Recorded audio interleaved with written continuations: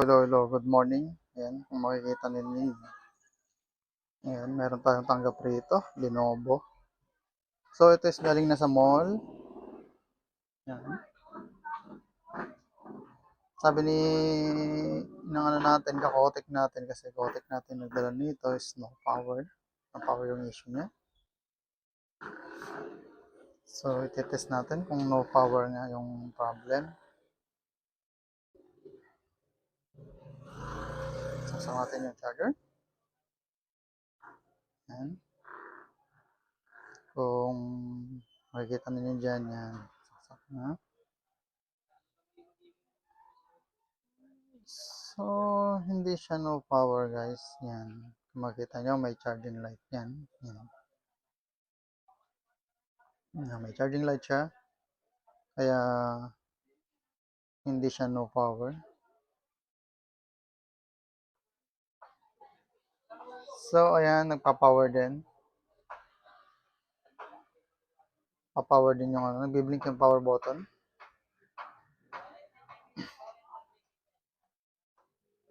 So, ayan, tinitignan ko kasi yan. Mayroon siyang UP sa gilid. Kung makikita nyo kasi yung screen niya, pag pinower on mo is nagbiblink ng kulay black. Magiging black lang siya ganyan. Para magbiblink siya na gano'n, magiging black siya. Tapos wala ng reaction. So, tinicheck ko mabuti yan.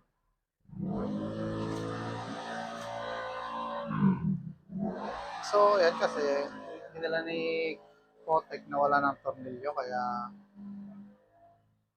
na-check na rin niya, ibig sabihin. Pero mali lang siguro, hindi niya na-check mabuti kung may power o wala. Kaya, may power naman siya. So, ang ano ko is, re-reset ko yung board. Doon makita ko yung, yan, yung CMOS battery niya is nakatanggal na. Sabihin, nag-try na rin silang i-reset. So, tatry ko pa rin siyang i-reset.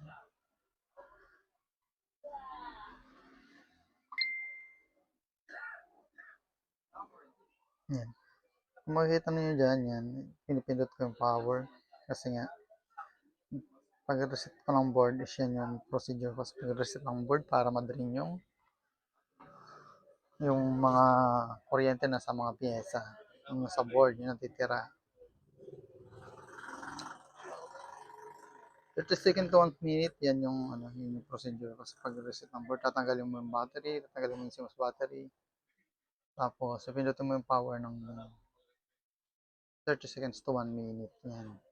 Kung natanggal mo na yan, kung napindot mo na yan, tapos na yung 30 seconds, so proceed naman tayo sa ano, sa ibang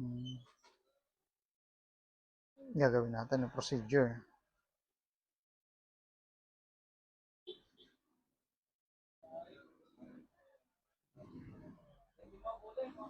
So, wala pa rin.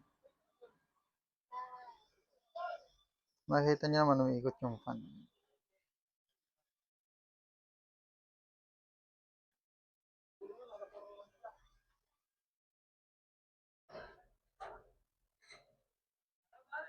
Yan.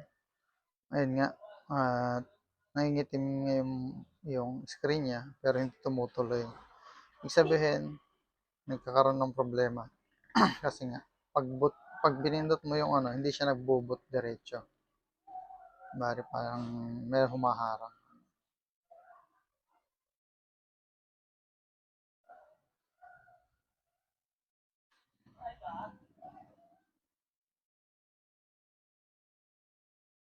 Tinitingnan ko mabuti yan.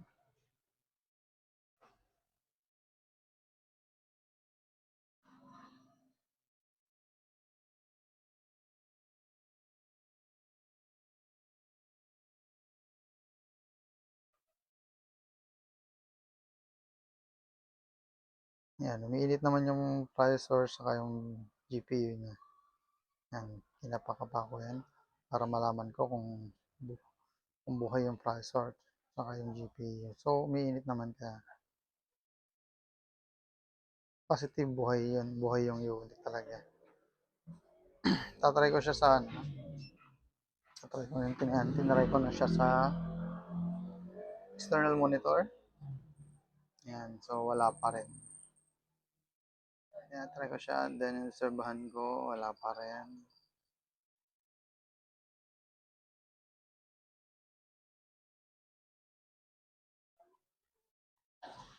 Tina-try ko siya pag-display sa sa external monitor.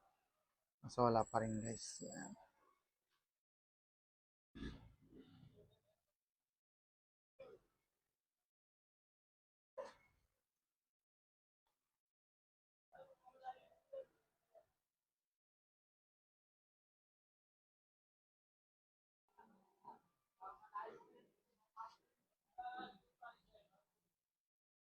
So yan, obserbahan nyo lang kung ano yung paano natin siya i-troubleshoot.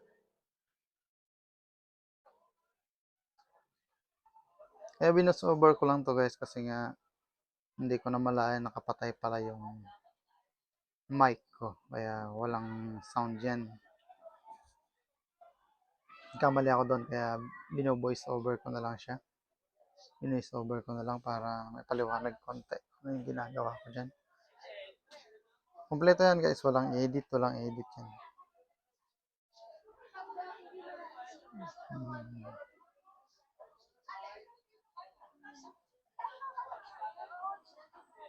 So that time kasi nag-iisip na ako na program yung BIOS niya kasi nga sa mga encounter ko sa Lenovo na ganyan, ganito is pag ganyan na biblink yung screen, possible screen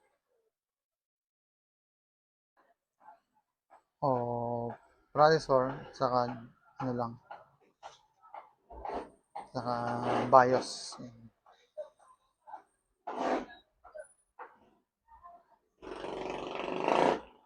Pero pinakauna gagawin natin is yung BIOS niya.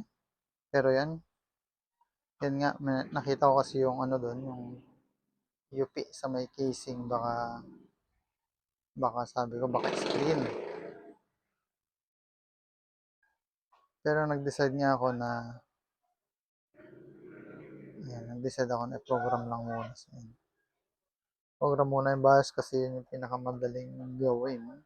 Mas madali siyang gawin kaysa sa mga magbaklas at magbaklas na screen, magtanggal na screen, maglagay ulit. Ayan.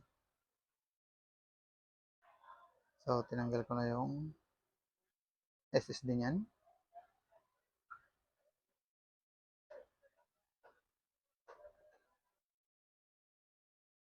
Ayan.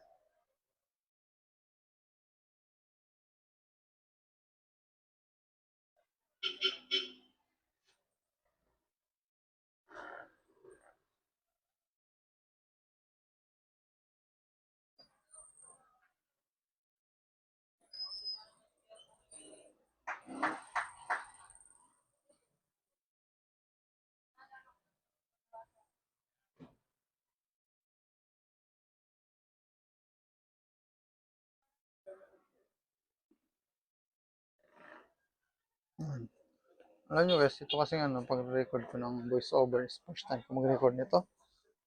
Hirap pala mag-record ganito. Hihintay mo talaga yung video na matapos.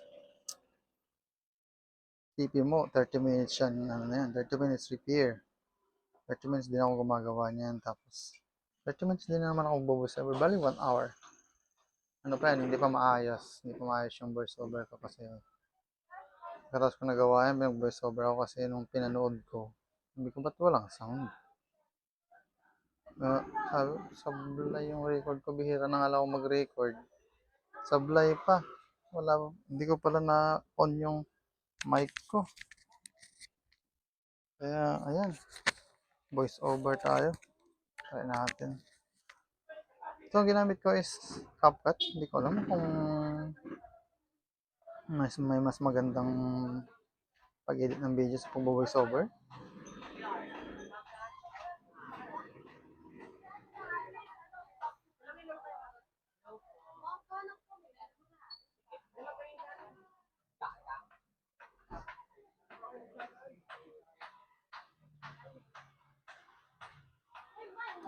Pinitis ko pa siya muna maigi.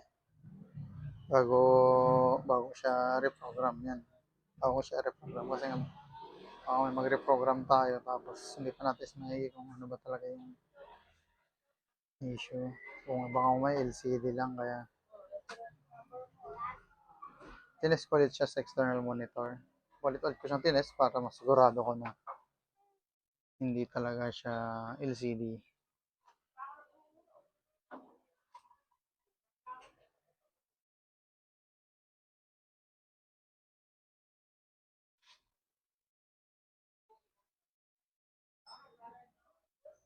Ayan.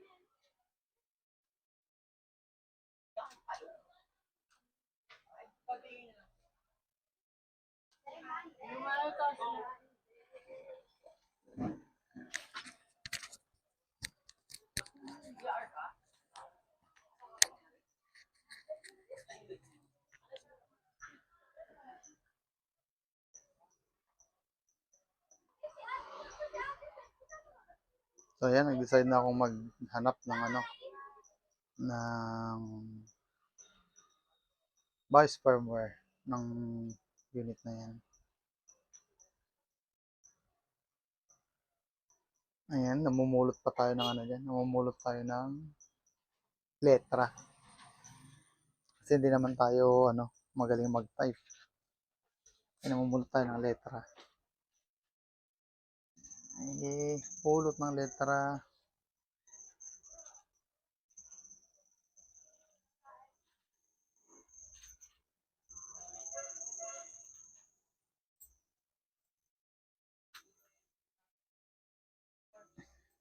Estadong wala lang sa pagta-type eh, no?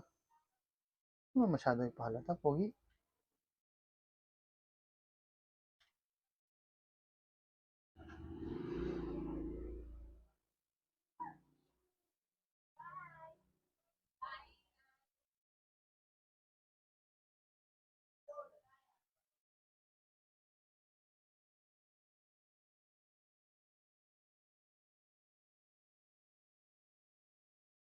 So ayan, maghahanap ako niyan ng BIOS firmware para dyan sa Lenovo na yan.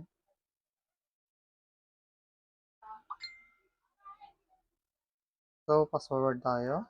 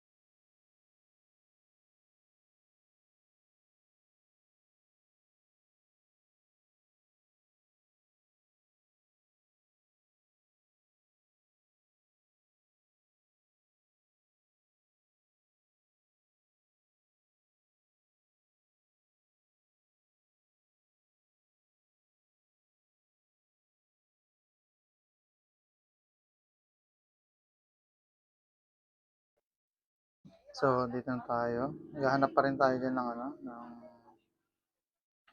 ng BIOS firmware. Yan, magda-download tayo ng BIOS firmware sa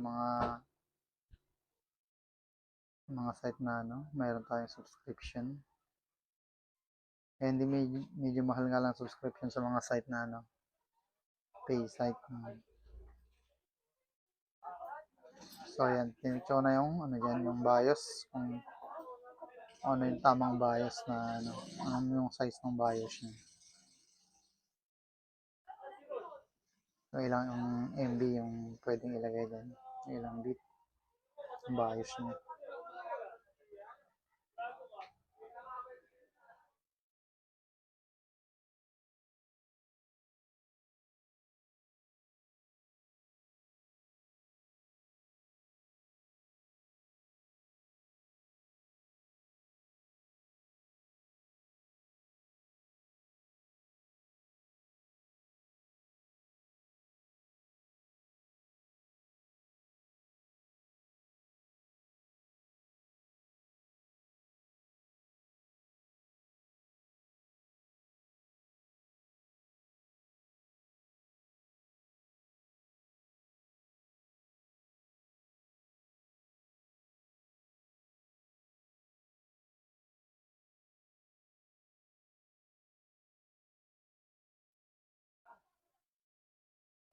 So, dyan parte is nakahanap na tayo ng BIOS firmware, kaya babaklasin na natin yung BIOS chip. Yung BIOS IC niya is babaklasin na natin. Using soldering iron lang, hindi na tayo gagamit ng hot air kasi medyo matagal lumamig yung board pag hot air yung ginagamit natin. Yung ginagamit ko is soldering iron lang para mabilis. Pagka tanggal mo, kunting ihip-ihip lang is malamig na agad. Pwede na i-reprogram.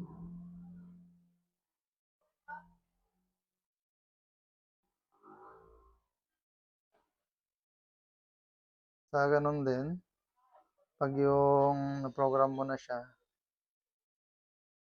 pag na-program mo na siya guys, is pag soldering iron lang din yung gagamitin mo, mabilis na lumamig. Matitis mo agad.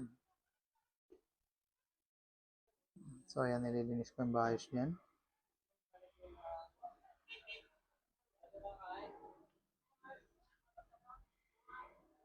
Ayan, at ilalagay na natin siya sa socket niyan.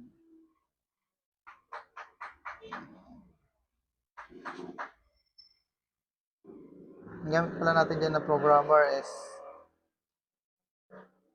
RT809F. Programmer natin, BIOS programmer.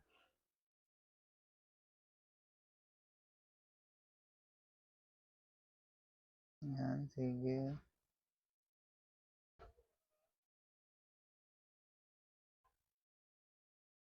Tapos makita niya, pinaprogram ko, hintay-hintay lang. Hihintay ko lang yan na matapos yung program niya. Ayan.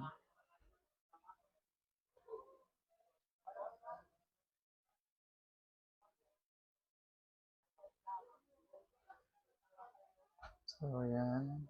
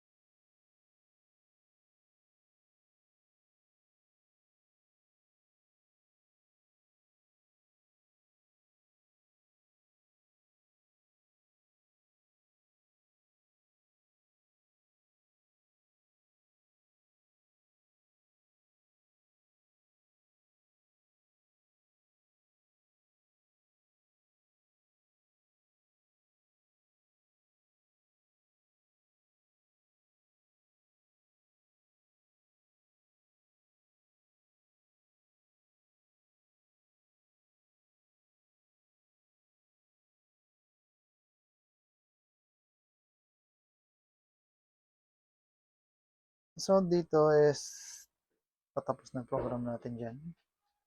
Ayan, so tapos na. Gawin natin is, ano natin yung fuse. Kakabit na natin. So, ang gagamitin ko rito guys is soldering iron pa rin. Ayan.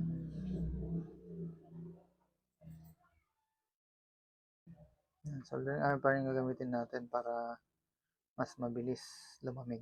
Yun yung ano doon. Yun lang naman yung principle doon, yung pag soldering iron is mabilis lumamig. Pag hot air kasi pati yung board umiinit. So, mas matagal siyang palamigin.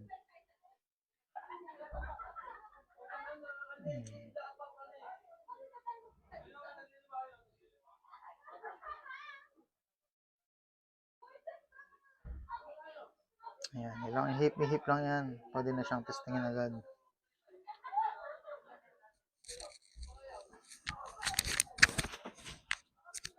Ayan, kung makikita ninyo yan, yan. Titestingin ko na agad yan kasi nga malamig na. Hip lang. Mabilis lang na lumamig. Pero pag board kasi, mainit pa yung board. 2 to 3 minutes, mainit pa yon. Maliban na lang, meron kang blower na medyo maganda para mabilis lumamig. Testing na natin.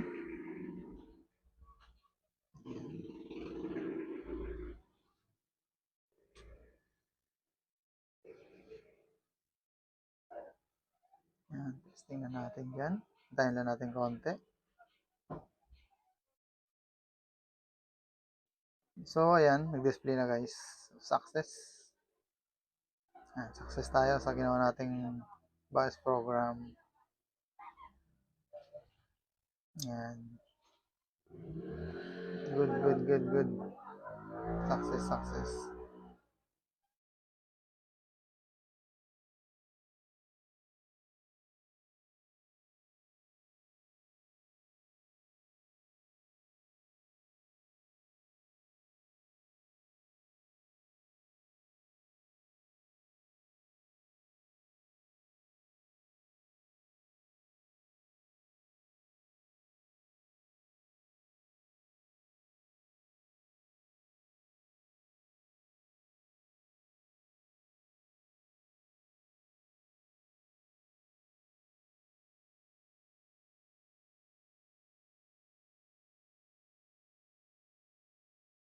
So, ayan, kinabit ko yung SSD. Then, try natin ulit. I-on.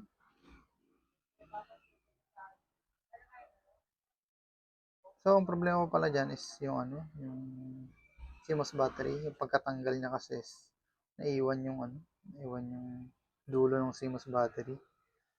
Kaya, titignan kung saan yung negative sa positive para sigurado tayo. Mamaya, mapagpalit natin yung positive, doon natin lagay yung black sa positive, kaya mas sigurado baka mahirap na mag-reverse polarity. So, ayan, chinecheck ko. So, yan. Na-confirm ko na. Kaya, lagyan na natin.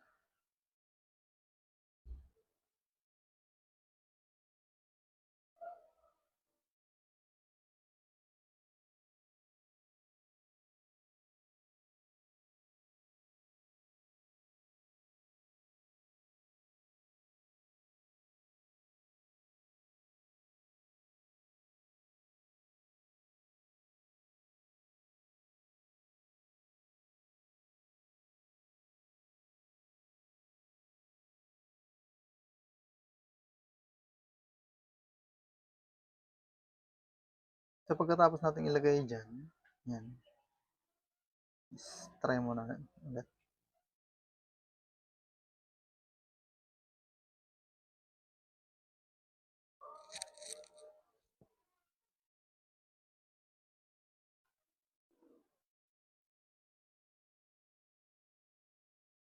So, yan. Hintay lang ulit tayo konti kasi na palalagay lang natin yung battery at saka yung CMOS battery niya. Yan. Tingnan natin kung maglo-load yung OS o Windows niya. So, ayan. Kita niyo naman na gano'n na. So, yan. Ipakita na Lenovo logo. Then, pakita na yung loading ng OS. So, good na yan guys. Thank you for watching. And next time ulit.